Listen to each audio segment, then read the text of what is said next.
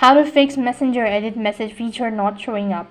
Hi everyone, welcome back to our channel. In this video, I'm going to show you the ways to fix Messenger edit message feature not showing up on your Messenger account. So for that case, you just have to first of all make sure that the application is completely up to date. Go to open up a Play Store box, type in Messenger and check whether the app needs to be updated or not.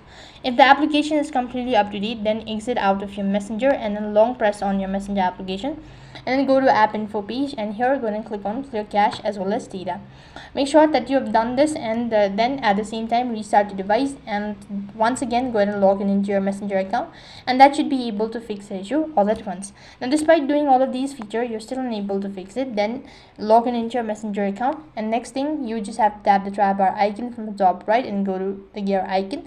Next scroll down a bit and then click on report, then click on help, then select report a technical issue. So go ahead and click on report away and then click on include. Next thing you just have to go ahead and submit your information, all that, and you should be able to fix your Messenger edit message feature not showing up. That is all for this video. I hope the video was helpful.